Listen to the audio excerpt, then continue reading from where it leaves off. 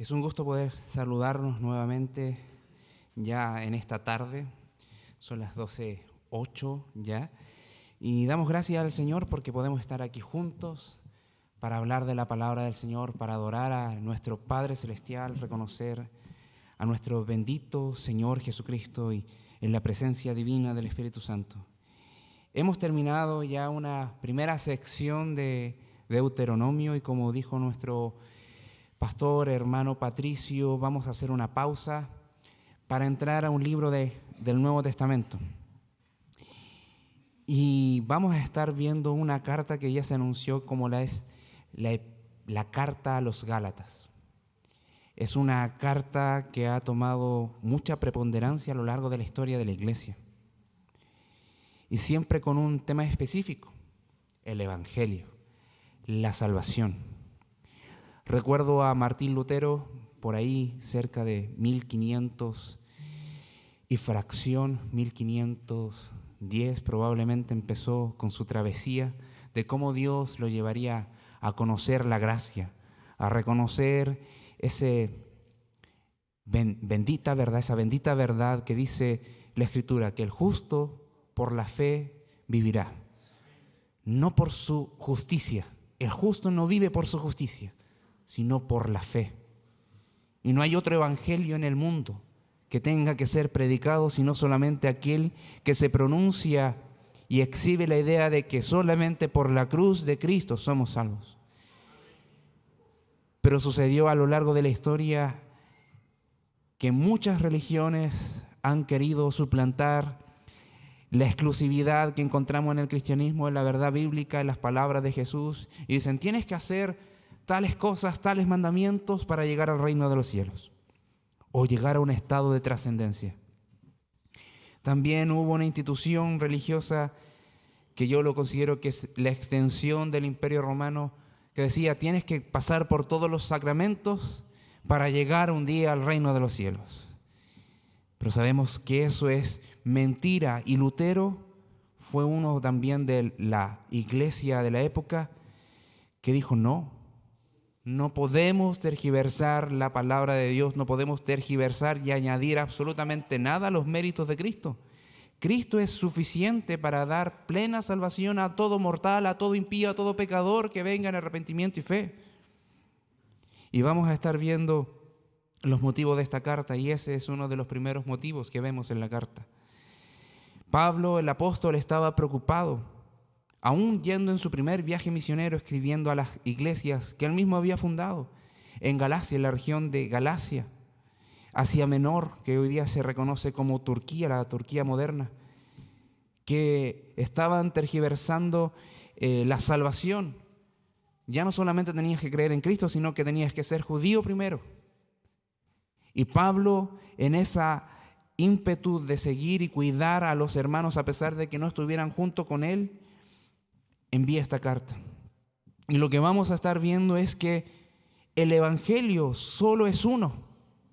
El Evangelio es solo uno y debemos de perseverar en él, proclamarlo, creerlo y anunciarlo. El Evangelio es solo uno, el cual debemos de defender, perseverar y proclamarlo. Y vamos a estar leyendo los primeros 10 versículos de esta epístola. Vamos a Gálatas 1 y vamos a leer del versículo 1 al 10.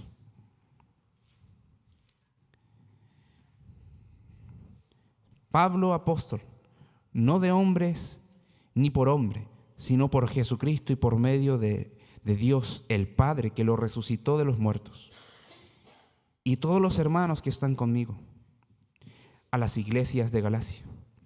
Gracia y paz sean a vosotros de Dios el Padre y de nuestro Señor Jesucristo, el cual se dio a sí mismo por nuestros pecados para librarnos del presente siglo malo, conforme a la voluntad de nuestro Dios y Padre, a quien sea la gloria por los siglos de los siglos. Amén. Estoy maravillado de que tan pronto os hayáis alejado del que os llamó por la gracia de Cristo para seguir un evangelio diferente. No que haya otro, sino que hay algunos que os perturban y quieren pervertir el evangelio de Cristo. Mas si aún nosotros o un ángel del cielo os anunciare otro evangelio diferente del que os hemos anunciado, sea anatema. Como antes hemos dicho, también ahora lo repito, si alguno os predica diferente evangelio del que habéis recibido, sea anatema. Pues, ¿busco ahora el favor de los hombres o el de Dios? ¿O trato de agradar a los hombres? Pues si todavía agradara a los hombres, no sería siervo de Cristo. Titulé este sermón, Solo hay un evangelio. Solo hay un evangelio. Y antes de entrar a la explicación y la exhortación de la palabra del Señor, me gustaría que me acompañaran a orar. Padre, en glorioso nombre de Jesús, venimos a ti para reconocer que para hablar de ti, para entenderte a ti, necesitamos de la ayuda de tu Espíritu Santo. En esa condición queremos que tu palabra pueda obrar en nosotros para amarte más, para conocerte más y para ser animados a perseverar en ti. Oramos, Señor, para que solo tú, tu palabra, tu evangelio, la gloria de Cristo sea proclamada. No buscamos reconocimientos humanos, sino que hacer lo que es agradable a tus ojos. Oramos, Señor, en el glorioso nombre de Jesús. Amén. Gracia y paz a todos los que están en Cristo. Gracia y paz a todos los que están en Cristo. Eso es lo primero que vamos a ver del versículo 1 al 5. Esta carta escrita cerca del año 54, más o menos, después del primer concilio que se vivió en Jerusalén. Pablo se identifica inmediatamente el escritor de esta carta. Fue el apóstol, no instituido por voluntad humana, sino por la voluntad de Dios. Vemos que Pablo está aludiendo a su experiencia cuando el Señor lo salvó, lo apartó y lo comisionó. Qué maravilloso.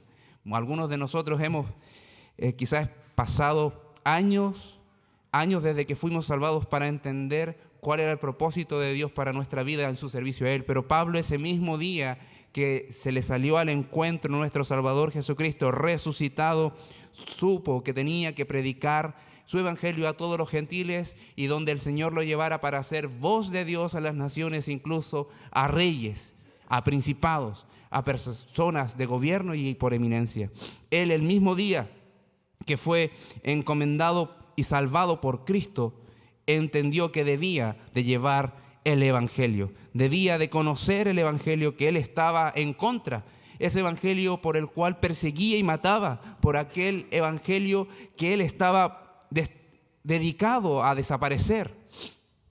Él estaba dedicado a hacer desaparecer la proclamación de la gloria de Cristo. En ese día, el Señor le salió al encuentro en una campaña que estaba llevando a cabo y iba camino a la ciudad de Damasco. No es por elección humana el servicio que vemos en la palabra del Señor, sino que es por voluntad de Dios. Y hace un contraste. Está diciendo un apóstol, soy apóstol, soy un emisario, soy un embajador, soy un enviado. No por hombres, sino de parte de Cristo.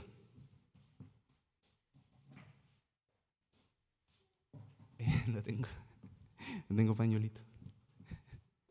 Perdón, que parece que me estoy resfriando.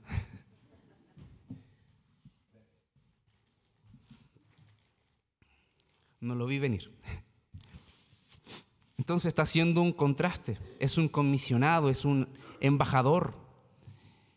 Y hace esta diferencia. Antes, como perseguidor de la iglesia, respondía como por la voluntad de hombre, por la voluntad humana.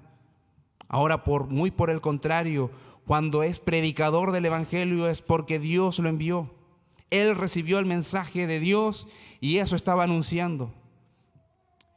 También hace un contraste de los falsos servidores y maestros que estaban dentro de las iglesias de Galacia. Ellos hablan conforme a sus propias creencias, a su interpretación del evangelio, de manera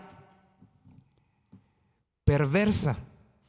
Mas Pablo está hablando en el nombre de Dios, en el nombre de Cristo, conforme a la autoridad del mismo Padre que levantó a Jesús de entre los muertos. Este detalle es para mostrar que finalmente es Dios quien le dio ese ministerio. Él no lo ideó, De hecho, es contrario a todo lo que pensaba hacer y lo que estaba haciendo. Dios lo apartó. Y ahí vemos las credenciales de un apóstol. Hoy día, si alguien se dice apóstol, es un falso apóstol. Es un falso maestro. Es alguien que está acaparando para sí maldición. Aquellos que se dicen apóstoles hoy son falsos, mentirosos, son engañadores. Porque para ser apóstol tiene que haber recibido el llamado directamente, el llamado de Jesús. Tuvo que haber recibido el llamado directamente de Jesús en su encarnación. Tuvo que haber sido receptor de las enseñanzas directamente de Cristo. Y tendría que haber sido testigo ocular de la vida, de la muerte y de la resurrección de Jesús. Pablo estaba viendo el Jesús encarnado pero glorificado. Eso es lo que conforma un apóstol. Y vemos que en esa condición, en esa autoridad, reconociendo ese ministerio, dice, esta carta la envío en esa autoridad, pero entendiendo también que todo el equipo misionero que está trabajando conmigo también están suscribiendo esta carta. Versículo 2, y todos los hermanos que están conmigo. Nosotros estamos proclamando, estamos anunciando este evangelio a todas las iglesias de Galacia. No era una iglesia en específico, sino que eran todas aquellas que el apóstol fundó. Podemos escuchar una de Antioquía, una de Iconio, otra de Listra y otra de Derbe, durante su primer viaje misionero. Entonces vemos que está anticipando el fondo de su mensaje. Presenta un saludo y esta carta está evidenciando también el fondo del argumento que va a desarrollar. Cita dos bendiciones maravillosas que reciben todos los que están en Cristo. Gracia y paz, como cantábamos. Gracia y paz a vosotros de Dios el Padre y de nuestro Señor Jesucristo. Y esto es un resumen del Evangelio. El saludo apostólico siempre es un resumen del Evangelio centrado en las bendiciones de Dios, que recibimos un favor inmerecido de bondad, gracia, un favor inmerecido de bondad, un acto inmerecido de la bondad divina, y que se está haciendo referencia exclusivamente a la muerte de Jesús, a la encarnación de Jesús, a la resurrección de Cristo, y el resultado de esa gracia derramada es paz. Paz para con Dios tenemos en Cristo. No estamos enemistados, sino que estamos reconciliados. No estamos separados de Dios, sino que estamos unidos a Dios. Por eso tenemos paz. Esta palabra paz es Irene. De ahí viene el nombre Irene, que busca retratar la idea de ser completados, ser restaurados, estar pleno, que no falta nada. Es la misma idea que se refleja en Shalom, en el Antiguo Testamento en hebreo. Entonces, gracia y paz, ustedes han sido restaurados por esa bondad, han sido completados, llenados, están en una condición de plenitud solamente por la gracia de Dios. Y eso lo tienen todos los que creen. Todos los que creen. Y habla del versículo 4, el cual se dio a sí mismo por nuestros pecados. Es Jesús, quien voluntariamente se entregó como sacrificio de expiación para sacar el pecado, para librarnos de la condenación. Es Dios, es Jesús, que en la presente edad podemos disfrutar esa libertad en Cristo. No estamos bajo el temor de la condenación, ni estamos bajo la esclavitud del pecado, no estamos bajo las cadenas de Satanás, sino que somos libres en Cristo. Tenemos la salvación a nuestras almas, tenemos la salvación de nuestro primer estado, que era estar bajo tinieblas, bajo la oscuridad, dominados por Satanás. Él llevó por su martirio en la cruz la liberación de nuestras almas y nos libera de este presente siglo malo, de esta edad, de este tiempo. Jesús se entregó para liberarnos de aquella esclavitud que teníamos. No sé si se acuerda de cómo era usted antes de conocer al Señor. Yo sí me acuerdo. No de usted, sino de mí. No tenía vuelta. es la gracia de Dios, es la misericordia de Dios. Y le está diciendo esto como un cañón a esas falsas doctrinas. Está disparando un cañón que está derribando esas falsas enseñanzas, para derribar esas falsas doctrinas, porque no hay quien pueda liberarse a sí mismo de la condenación, de la esclavitud, de la muerte espiritual. Por eso es Cristo que se da por nosotros, porque nosotros no podemos liberarnos de nuestros pecados. No podemos decir a Dios y mostrar obediencia a su ley para apaciguar su ira y su justicia. Nuestras obras nunca van a complacer la justicia santa de Dios. Jamás. Y aquí está saludando y está diciendo un saludo maravilloso, que es Cristo quien nos liberta. Es Cristo que nos deja libre. Porque para que seamos libertados, hermanos, se tiene que pagar lo adeudado. Las ofensas se tenían que saldar. Aquel que recibió las ofensas debía recibir una recompensa por ello, una retribución por ello. ¿Y sabe cuál es la paga del pecado, hermanos? La muerte. Alguien debía de morir. Se tenía que ofrecer una vida santa de obediencia a Dios en lugar de una vida de pecado. Se tenía que ofrecer una vida santa a Dios para opacar esa vida de pecado. Y es la vida de Cristo. Su perfecta vida de obediencia fue entregada por nosotros para el rescate de nuestras almas. Jesús en la cruz recibió nuestro pecado y cuando nosotros creímos, recibimos su santidad. Para ser libertados, hermanos, se necesitaba una purificación, no solamente un pago, sino una limpieza profunda. Y fue la sangre de Cristo la que limpió nuestra vida, la que limpia el alma de todo pecador. Pero también, hermanos, la sentencia se debía de consumar, el castigo se debía de llevar a cabo, el justo juicio de Dios debía de caer sobre el ofensor. Y es Jesús quien toma ese lugar por nosotros. Él recibió la ira de Dios, de su Padre en la cruz. Él es el Cordero de Dios, el Cordero de la Pascua que quita el pecado del pecador arrepentido, que se ha aplicado a todos los que creen. Nos libera de ser esclavos del pecado en el presente tiempo y ya no estamos bajo el sistema de maldad, ya no somos títeres de Satanás, somos siervos de Dios. Y esto es conforme a la voluntad de nuestro Padre, eso dice, versículo 4. Esto es conforme a la voluntad de Dios y Padre. Que Cristo muriera y padeciera por ti y por mí en la cruz es voluntad del Padre. Que Jesucristo viniese a rescatarnos es voluntad del Padre. Ha sido predeterminado desde antes de la fundación del mundo.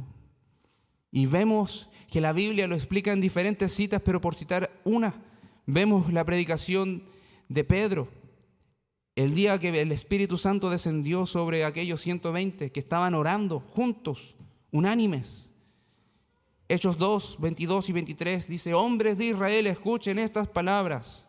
Jesús, Nazareno, varón confirmado por Dios entre ustedes con milagros, prodigios y señales que Dios hizo en medio de ustedes a través de él, tal como ustedes mismos saben, este fue entregado por el plan predeterminado y previo conocimiento de Dios. Y ustedes lo clavaron en una cruz por manos de impíos y lo mataron. Esto enseña también que no es nuestra voluntad la que busca a Dios, sino que es la voluntad de Dios que está al servicio de venir a buscar a los pecadores. A nadie se le habría ocurrido formas, métodos para saciar la ira de Dios, porque tampoco nos interesaba. Es la voluntad de Dios que busca dar lo que necesita el alma del pecador para esa liberación y esa redención. Hermanos, esto desenmascara la falsa ilusión que brinda el libre albedrío. que el libre albedrío que se enseña de repente en algunas partes, que dice que tú puedes buscar a Dios, eso es falso. Buscar a Dios para salvación, eso es falso. Nadie tiene la capacidad de elegir a Dios. El libre albedrío postula que tenemos la libertad para escoger de todo, en todas las áreas, incluso a Dios. Alguien totalmente corrompido en su humanidad puede buscar la santidad, la justicia y el amor de Dios. Eso dice el libre albedrío. Y acá estamos viendo que eso es falso. Es absoluta y rotundamente falso. No hay nadie que pueda escoger a Dios y Dios no lo escoge a Él. No hay nadie que pueda ir a Dios y Dios no viene a Él. Hermanos, como cantamos, la gracia vino a ti, la gracia vino a mí. Él vino a rescatarnos. Y hay un agente especial. El Espíritu Santo viene y asalta nuestros corazones, no pidiendo permiso, sino que entra abruptamente, porque lo que hay dentro del corazón no es vida, es un muerto. Estando sin Cristo, hermanos, no tenemos vida en absoluto. Y el Espíritu Santo viene con fuerza. Porque si golpea, hermanos, esperando a que alguien abra la puerta, nadie va a abrir. Porque el huésped no vive, está muerto. Y por esto, hermanos, podemos dar glorias a Dios. Versículo 5, a quien sea la gloria por los siglos de los siglos. Amén. Podemos decir que por la misericordia, por la gracia que hemos recibido, podemos alabar a Dios, la grandeza de su amor por todas las edades, en todos los tiempos. En cada lugar en el que nos encontremos y a donde vayamos, podemos levantar nuestras manos al cielo, nuestra voz, y proclamar cuán grande es el amor de Dios. Él es digno de ser adorado. Y podemos decir, así es, Señor, gracia y paz recibimos por ti. Romanos 5, 1 y 2, como lo leímos en la mañana, dice algo similar. Por tanto, habiendo sido justificados por la fe, tenemos paz para con Dios por medio de nuestro Señor Jesucristo, por medio de quien también hemos obtenido entrada por la fe a esta gracia, en la cual estamos firmes y nos gloriamos en la esperanza de la gloria de Dios. Reconocemos la grandeza de esa gracia, de esa esperanza, que sabemos que lo que nos pase acá no se compara, no pueden conmover el plan eterno, no pueden quitarte la salvación, no pueden separarte de Dios, porque Él es el gran vencedor. Estamos más que seguros, somos más que vencedores por aquel que nos amó. Dios está llevando a escribir al apóstol Pablo esto para tratar con aquella falsa doctrina de un grupo de supuestos creyentes que decían que la muerte de Jesús no es toda suficiente. No puede brindar completa salvación si no eres judío primero. A ellos se les reconoce como los judaizantes. Todo cristiano, si bien es cristiano, debía ser judío primero, llevando a cabo todo lo que se demanda en aquella religión. Pero hermanos, lo que hay detrás finalmente de creer eso o de sucumbir a eso es: ¿las buenas obras son la causa o el resultado de la salvación? ¿Somos salvos por la sola fe o por la fe en Cristo y nuestras obras? Los judaizantes estaban creyendo que era por ser judíos y seguidores de Cristo. Pero como ya hemos dicho, eso es totalmente erróneo, eso es falso. Nunca seremos aceptados por Dios por nuestras buenas obras. Solo conseguiremos, hermanos, si queremos justificarnos a nosotros mismos delante de Dios, asegurar nuestra condenación. ¿Quieres estar en paz con Dios? No confíes en tus obras, sino en los méritos de Cristo. Porque si confías en tus obras, hermanos, estás asegurando tu propia perdición. Por el contrario, somos salvos solo por medio de la cruz. Esto se grafica con la historia que vemos en el Nuevo Testamento de un hombre rico. Hay algunos que dicen que era joven, Pero en la respuesta deja ver que desde su juventud guardaba supuestamente los mandatos. Pero este hombre rico que quería seguir a Jesús, aparentemente en los primeros versículos vemos que va a las plantas de Jesús, se arroja a él, se presenta delante de él y le pregunta: Maestro, ¿qué debo de hacer para heredar la vida eterna? El Señor le contestó que guarde los mandamientos del amor al prójimo. Él le contesta: yo lo he hecho desde mi juventud. Pero el Señor le dice: una cosa te falta, ve y vende todo lo que tienes y dáselo a los pobres, dalos a los pobres. Su decisión declinó, no accedió a lo que le estaba diciendo el Señor.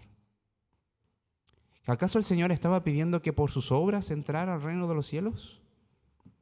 No, estaba dejando entrever que él estaba autoengañado, estaba creyendo algo falso, estaba creyendo que él era justo, que realmente había cumplido a pie de la letra todos los mandamientos. Y él, siendo rico, había un montón de pobres alrededor. Deja entrever que él tenía una mala comprensión de la relación que debemos de tener con Dios. El cumplimiento con los mandatos de Dios que él había llevado a cabo desde su juventud era insuficiente. Y él quería orgullosamente ser recibido por Cristo con aplausos, con bombo y platillo, diciendo: aquí hay un ejemplo de un justo y es rico. El Señor dice: ¡ay! ¿Cuántos hay en el mundo que son ricos y que es difícil que uno de ellos pueda entrar al reino de los cielos? Ellos adoran a su riqueza, sus méritos están en su fortaleza y así se presentan delante de Dios. No hay riqueza, no hay bienes materiales que puedan justificarnos delante de Dios, sino solamente la cruz de Cristo. Y esto quiero, hermanos, que nos haga meditar y pensar de una forma muy honesta. De una forma muy honesta delante de Dios. La confianza que tienes de ser salvado es por la cruz de Cristo exclusivamente o por la moralidad que manifiestan tus buenas obras. Cuando entras al templo, cuando vienes a la reunión de la iglesia, vienes confiando en que has triunfado en la semana por tu capacidad de obediencia a la ley de Dios y dices: gracias, Dios, porque no soy como otros pecadores. O vienes agradecido por la misericordia de Dios recibida en la cruz de Cristo, que te ha guardado de vivir más perdidamente. Y le pides aún más de su ayuda, diciendo: ten piedad de mí, oh Dios, que soy pecador.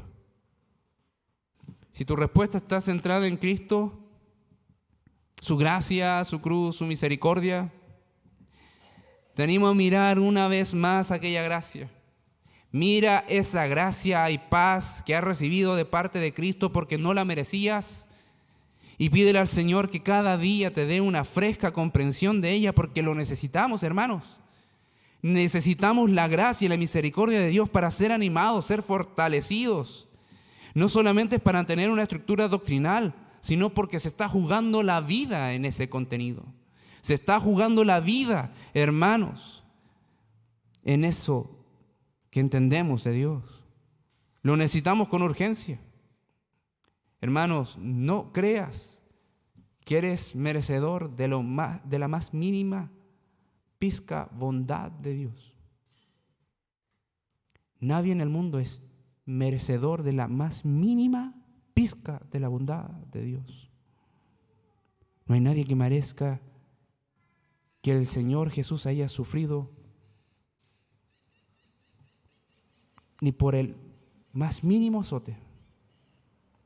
Nadie merece que Jesús haya sido azotado por él. Nadie. Por eso es gracia. Aún así el Señor lo entregó. Aún así Jesús mostró su bondad. Aún así nuestro Salvador no sufrió un azote pequeño. Sus carnes fueron desgarradas. Su sangre fue derramada. Fue burlado, fue humillado, fue exhibido y aún así, aún más, eso no es nada en comparación con sufrir ese quiebre de comunión que tuvo con el Padre en la cruz. Te animo, hermanos, a en libertad mirar a Jesús, mirar su gracia y alabarlo, bendecir su nombre, glorificar lo bendito que Él es. Alaba a Dios en tu corazón, al Padre eterno, al Hijo eterno y al Espíritu Santo glorioso. Porque si crees esto, si estás en el Evangelio, es solamente porque Él vino a ti. Él se acercó a ti cuando tú estabas perdido y entretenido en tus pecados. Eso le está queriendo decir el apóstol Pablo en este saludo. ¡Qué tremendo saludo! Y está dejando en claro que no hay otro evangelio. No hay otro camino de salvación. No hay otro mérito para tener la redención y el perdón de nuestros pecados. Y eso es lo que dice los versículos del 6 al 10. No hay otro evangelio. Estoy maravillado de que tan pronto os hayáis alejado del que os llamó por la gracia de Cristo. Estaba asombrado, estaba perplejo, estaba sorprendido que los hermanos de Galacia aparentemente no presentaron defensa, se dieron con facilidad, se alejaron del evangelio con rapidez, no presentaron una oposición a eso, se dieron rápido y esto los sorprendía de mala forma. Con rapidez habían desertado, eso es alejarse, desertado del evangelio de Cristo, y pareciese que el texto está indicando que muchas iglesias ya no estaban siendo iglesias. Muchas iglesias de Galacia habían renunciado al evangelio que levanta iglesias. Pablo estaba usando sus recursos para apelar a los hermanos que realmente son creyentes y perseveraran en el evangelio. El tema de desertar, hermanos, es fuerte porque se usaba comúnmente para referirse a militares que estaban desertando en la milicia. Estaban desertando y su condena era la muerte. Las iglesias de Galacia estaban aceptando una falsa doctrina legalista que simplemente es una doctrina de muerte. Es una doctrina de muerte. Estaban desertando de Dios mismo. Cuando dice, se están alejando, están desertando de aquel que los llamó. No se está refiriendo a Pablo a sí mismo. Se está refiriendo a Dios de manera definitiva y exclusivamente de Dios. Estaban alejándose del que los llamó por la gracia de Cristo. Se estaban alejando del evangelio, se estaban alejando de los méritos de Cristo para su reconciliación con Dios. Nadie, al parecer, estaba presentando una oposición. Se alejaron y estaban siguiendo un evangelio diferente. Evangelio, buenas noticias, estaban siguiendo unas buenas noticias diferentes. No es que haya diferente, no es que haya otro evangelio, dice el versículo 7, sino que algunos os perturben y quieren pervertir el evangelio de Cristo. Esta buena nueva estaba siendo pervertida, estaba siendo perturbado. La idea, hermanos,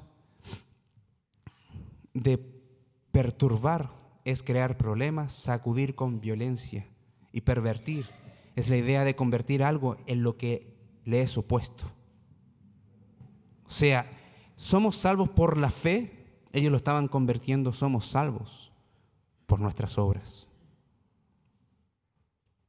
Versículo 7, no es que haya otro evangelio, no hay más evangelio que el que hemos recibido de la muerte y resurrección de Cristo.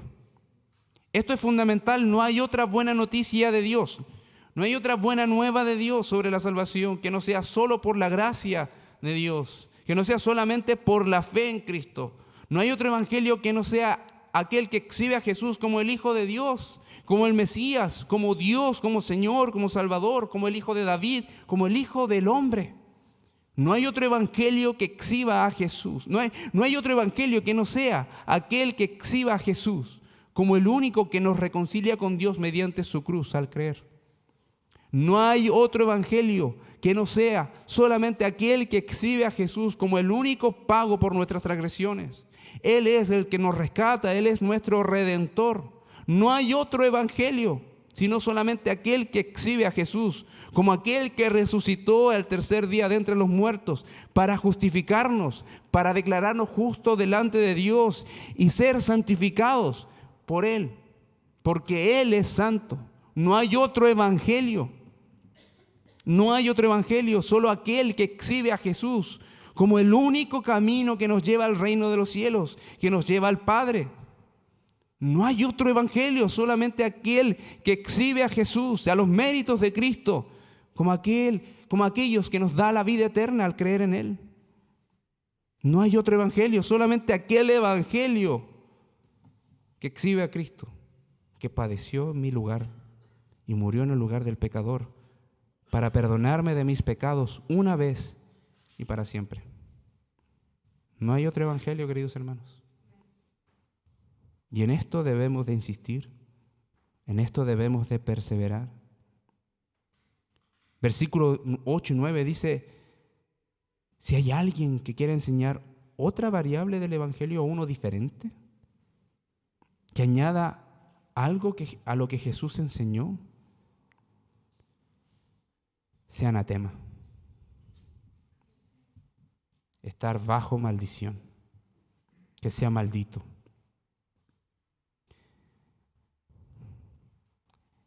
No importa quién sea, no importa si supuestamente es un apóstol, un pastor, un maestro, un misionero, no importa si viene un ángel del cielo, no importa si resplandece y te dice algo diferente que debes de creer.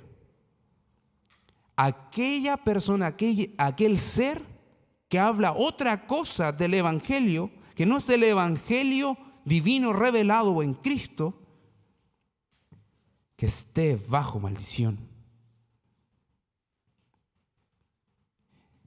Hermanos, lo que garantiza a los siervos de Dios, que son siervos de Dios, es que son mensajeros fieles del reino de Dios, que exhiben a su Salvador y a su Señor, que perseveran en la palabra infalible, que no tiene error, y que enseñan lo que Dios dijo de su evangelio, sin importar si hay oposición. No importa si hay oposición, no importa contra quién vayamos o a quién le moleste lo que estemos diciendo. Este es el único evangelio que tú debes de escuchar, el único evangelio que debes de creer. Y si viene cualquier persona renombrada a decir es que ese evangelio es distinto, sea anatema. Sea anatema.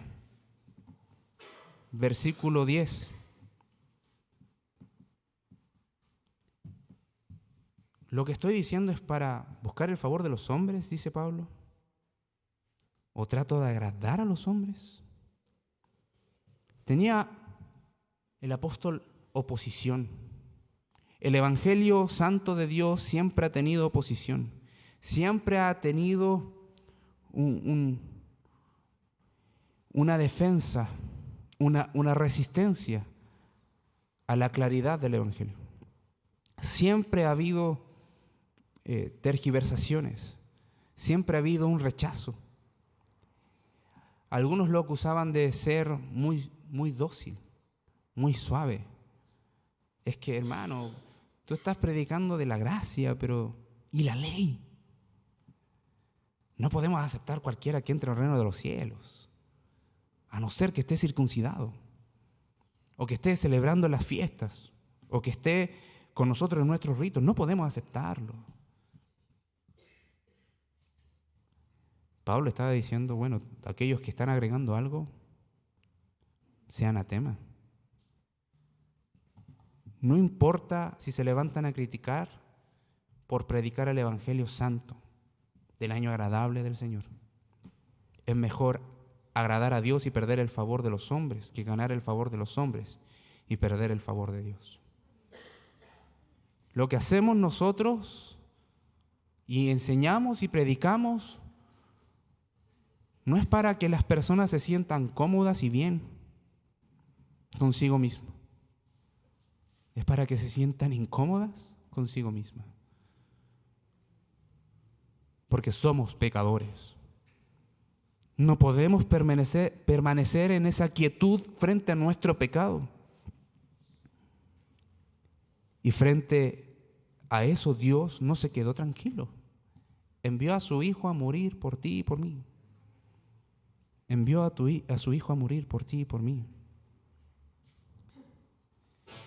Quien renuncia a anunciar el Evangelio y defenderlo no se puede considerar un siervo de Cristo, sino alguien que ha desertado, un apóstata, un falso maestro, un falso apóstol, un falso siervo de Dios, un falso creyente, alguien que está bajo maldición. Por eso es tan severo Dios en la carta de los Hebreos. Aquellos que estaban disfrutando de la gracia de Dios, pero rechazan a Jesús como Mesías y están diciendo: no podemos aceptar que un Mesías sea muerto y que no tenga el destello de los ángeles. Bueno, hay por pisotear la sangre de Cristo. Ellos verán el furor de la ira de Dios. Pero hermanos, podemos entender que Pablo está apelando a que nos cuidemos de ir más allá de lo que Dios ha establecido. Pero tampoco es un libertinaje. Entendemos que aquellos que no estaban confiando en la gracia de Dios como los méritos absolutos de Cristo para nuestra justificación, para nuestro perdón, para nuestra salvación, pero más adelante también se ve de que porque estamos en la gracia significa que vamos a abundar en nuestro pecado. De ninguna manera. Cristo murió por tu pecado. ¿Cómo vas a perseverar en él aún? Debes de servir con tu cuerpo a la justicia de Dios. Debes de servir con tu vida completa al servicio de Dios. Porque sabes, estás seguro en Cristo. Estás seguro en Cristo. El Señor nos ha llamado a vivir para su gloria. Y ese es el evangelio que predicamos y anunciamos. No importa quién se levante en contra. No importa si incomoda. Es necesario que incomode. Prefiero incomodar a alguien predicando el evangelio de Cristo que el día de mañana ver que se va al infierno. Prefiero incomodar predicando el favor de Dios, la misericordia de Dios, que condenar a las personas diciendo: justifícate por tus propios medios y después conversamos. Esa es una herejía presente hasta el día de hoy, queridos hermanos. Es algo que está haciendo aún en tensión frente a lo que nosotros predicamos. Ustedes pueden ver diferentes movimientos supuestamente evangélicos y cristianos. Digo supuestos porque apóstoles están prometiendo el cielo aquí en la tierra, señalando de que ofréndeme 100,000 pesos y el Señor le va a devolver 100,000 millones. La sangre de Cristo no fue derramada para eso. La sangre de Cristo no fue derramada para que no suframos aflicción, sino para asegurarnos que estamos perdonados, y a pesar de que sufrimos aflicción, nadie nos puede arrebatar de la mano de nuestro Padre. Hermano, ¿vas a sufrir aflicción? Sí. ¿Estás sufriendo aflicción? Probablemente sí. Angustia, sí. Pero ¿sabes qué? Confía en nuestro Salvador, porque Él ha vencido al mundo. No hay nada que pueda el mundo hacer frente a la victoria de Cristo. Y estos falsos maestros que está exponiendo el apóstol Pablo estaban quitándole la gloria, el poder y la suficiencia de la sangre de Cristo, ¿podemos añadir algo?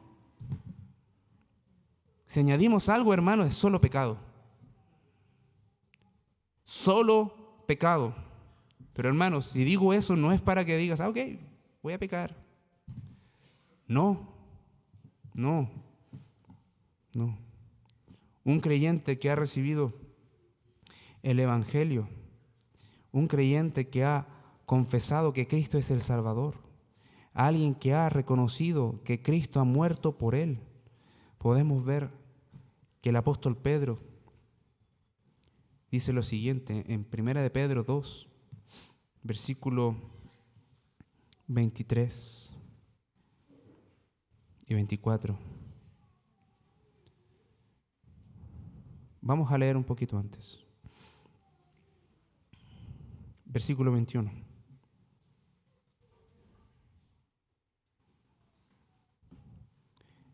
Primera de Pedro 2, versículo 21.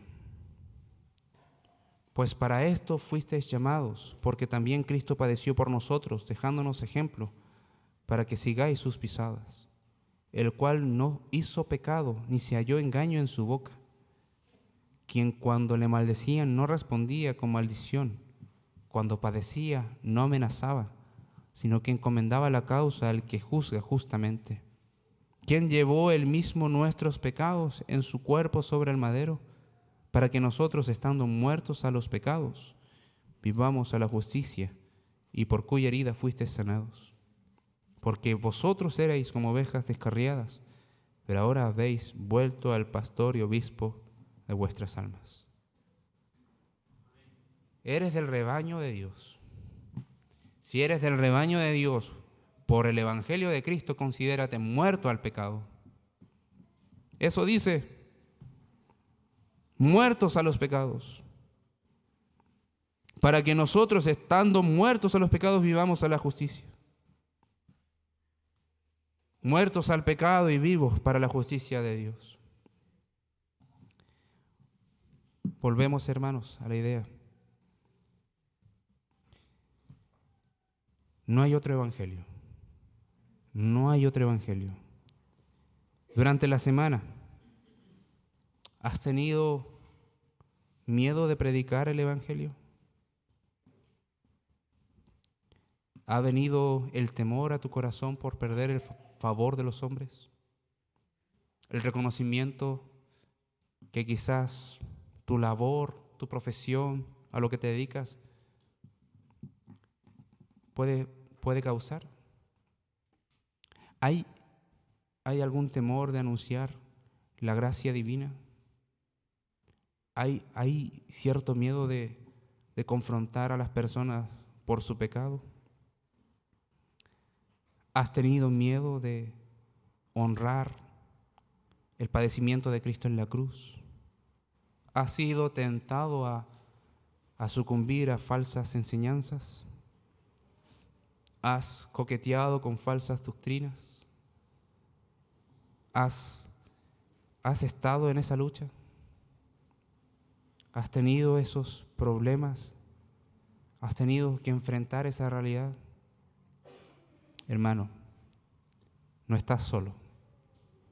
Te animo que ruegues al Señor, como lo rogó Juan y Pedro, después de haber salido de ser azotados, que decían, digno es padecer por Cristo. Pero vamos a orar al Dios Todopoderoso para que nos dé la valentía para predicar 1 y 1000 veces la cruz de Cristo. Hemos venido acá para aprender y exaltar la gloria de Dios, conociendo exclusivamente que Cristo murió crucificado y Él es la causa por la cual vivo hoy. Él es la causa por la cual yo soy limpio de toda maldad. Él es el que ha generado en mí la paz con Él. Pídele al Señor, fortaléceme, dame valentía para no hablar solamente a aquellos que me caen bien o con los que podría decir va a ser una conversación fácil, sino para aquellos que incluso son opositores férreos del Evangelio. Él es digno de que se proclame su gracia aquí y en todo lugar. Oramos al Señor. Padre, en glorioso nombre de Jesús, venimos a ti, rogando tu misericordia, tu bondad, porque no somos capaces por nosotros mismos. Perdónanos si te hemos fallado. Perdónanos, Señor, si te hemos ofendido. Perdónanos, Señor, si no conocemos bien tu evangelio. Ayúdanos a profundizar en tu evangelio. Ayúdanos a conocerte más por medio de tu evangelio. Ayúdanos a hablar a otros de lo que tú hiciste por el pecador.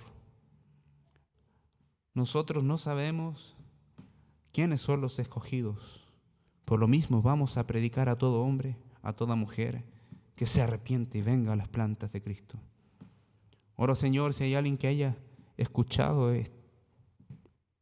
sobre el evangelio y no cree, sálvale, Señor. Cambia su corazón a un corazón que late, sienta y viva por ti. Solo tú lo puedes hacer. Nuestras palabras son cortas, pero la tuya es todopoderosa. En el nombre de Cristo Jesús oramos. Amén.